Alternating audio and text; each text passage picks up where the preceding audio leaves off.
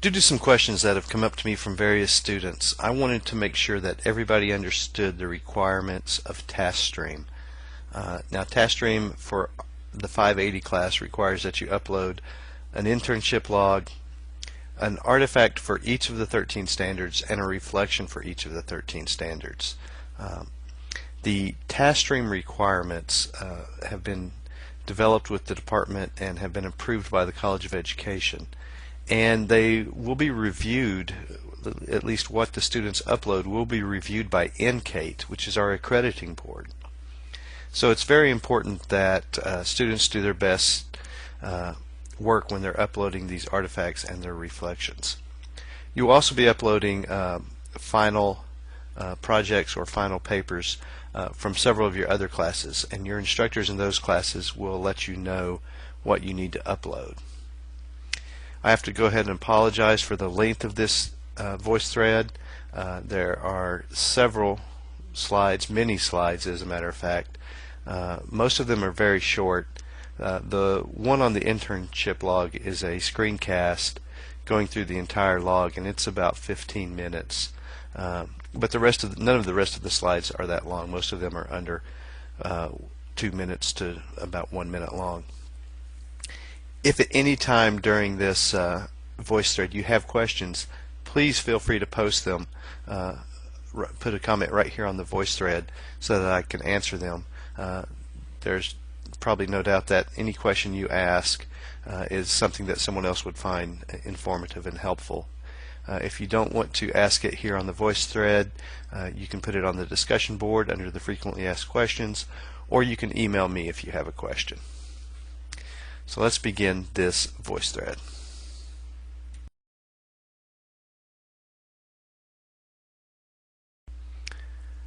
We're going to begin by looking at the intern log.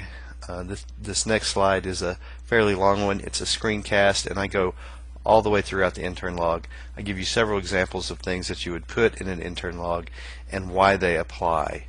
So once again, I apologize for the length of it, but I am certain that you will find it very helpful as you fill out your intern log.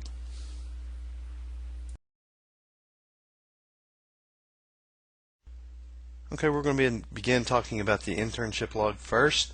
I have uploaded a new blank internship log on the 580 Blackboard course site under course materials. I suggest you go check it out and download it. This new one is I've made a few changes to make it a little bit easier for you, and I've added some stuff in. Notice on this blank internship log at the bottom, let's first look at the tabs. The first tab is where you'll enter your ISLIC hours. You would enter the date, the title of the activity, and the number of hours in each standard. These cells where you enter the activity are set to wrap, so no matter what you put in there, the cell will resize to fit. The second tab is the TIL standards, and it's pretty much the same thing, only for TILs. And the next two tabs are for your reference. I've included the actual ISLIC standards and the TIL standards, so you can check them out as you're trying to decide which one applies to whatever activity you're doing. And then finally, I've also included the reflection rubric and the artifact rubric in here, just so you can have it on hand.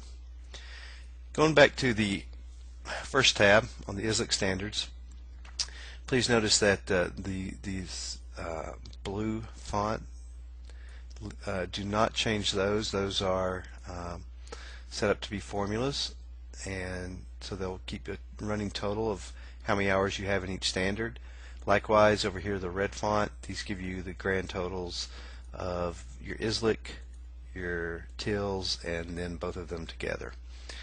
So these will take care of themselves, nothing for you to do there. So let's go ahead and put some stuff in and see how this works. So I'm just going to take some made-up activities from last year, and let's look at the first one I'm going to enter. The first one that I'm going to put in is I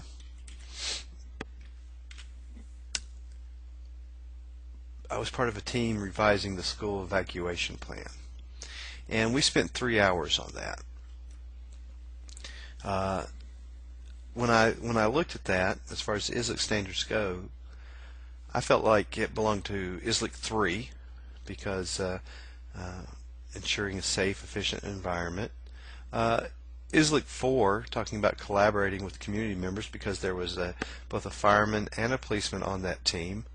And then ISLIC 6, in a sense, because the evacuation plan is part of the legal requirements of the school.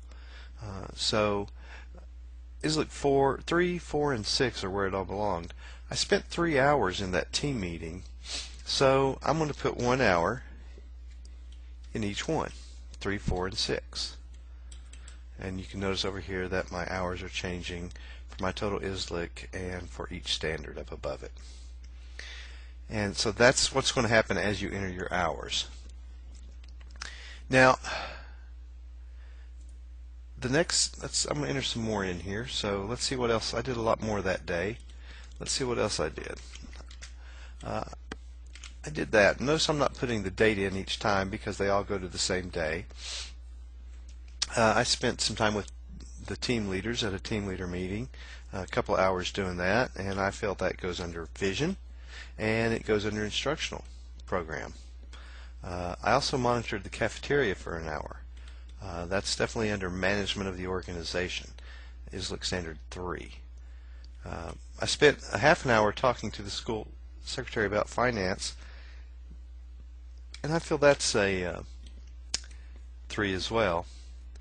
And then finally I spent some time in the office. We had a new student and their parents come in, and I took them on a tour of the school and made sure that they had all the paperwork they needed, just greeting them. I spent an hour with them. Someone put that under 4, which is collaborating with families and community members. Notice the hours have continued to change each time. Now, there's one thing I suggest you do, because as you notice, as you start filling this out, it's going to fill up pretty quickly, and eventually you're going to be way down here. And once you do that, you're not going to be able to keep track of your totals. So what we want to do is we want to freeze this row so that we always see the grand total and everything above it. That way we can keep track of these totals for each standard, the total ISLIC, the total tails, and the grand total. And the way you do that is something called freeze panes up here at the top, right there. To freeze panes, you can freeze the top row, you can freeze the first column, or you can freeze panes, which freezes everything above and to the left of wherever you select. So if I selected right here in C10, then everything above it would stay visible at all times, and everything to the left of it would stay at all times. Well, I don't need anything to the left to stay because I'm not going to be scrolling right here. So I'm just going to come over here to A9, and that way I'll keep this 7.5, this grand total up above, and I'm going to go to freeze panes. Now, no matter how far I end up scrolling down, if you'll notice over on the left the numbers are scrolling down, that stuff at the top always stays visible. Okay. So I put in that was one day. So let's see what else I did that week.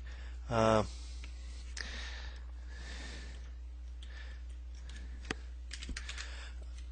rest of that week, I did several things. For one thing, on the next day, I spent 7 hours at being trained in the teacher evaluation system.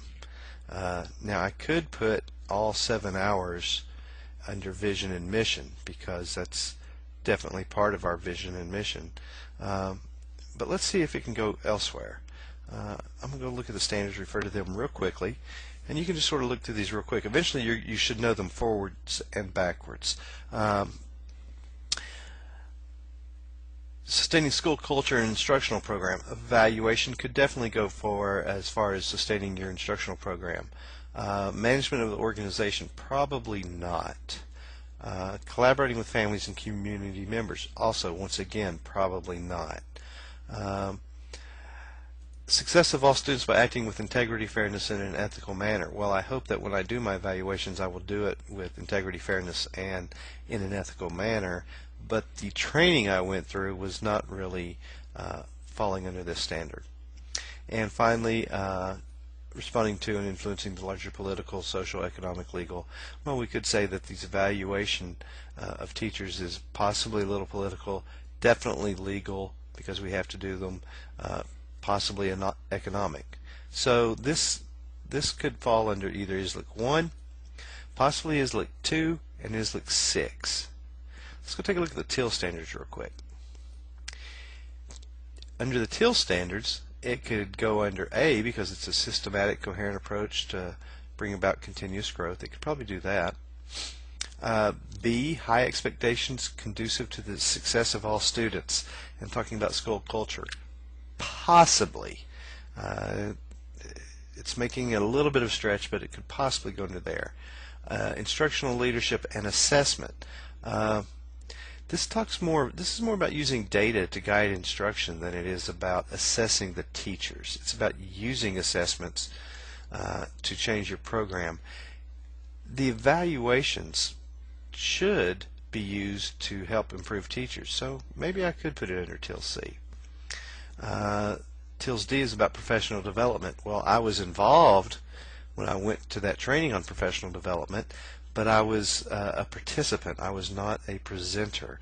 This has to do with you putting together professional development, you presenting professional development, arranging for professional development, assessing professional development needs. It's not about you getting professional development for yourself.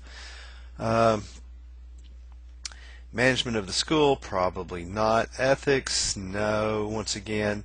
Diversity, no, probably not, once again. So I'm going to look at it possibly going under TILs A, TILs B, and maybe TILs C. If I have to look at it even closer, I would probably say definitely TILs A, because systematic, coherent approach, that's just what that evaluation is all about. And I'm going to go along with this assessment, because you want to improve student learning by assessing your teachers, and hopefully they're going to learn from it. So TILs A and TILs C, and then for the ISLIC standards, it was ISLIC 1 and ISLIC 6.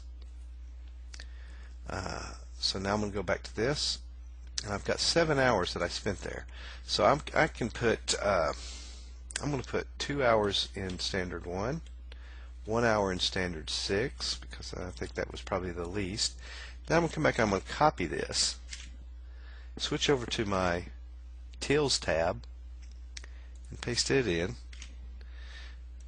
And I've used 3 hours already. I've got 4 hours left, and I said it was in A and C, so I'm going to put 2 hours in each of those.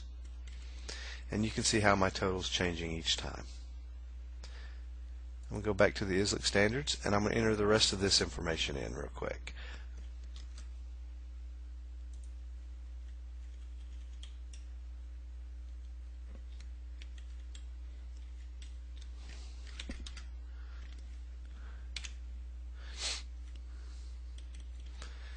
Okay, so here we've seen that I spent 2 more hours monitoring the hallways, and then I spent an hour doing student discipline, and I put that under school culture and ethics and fairness.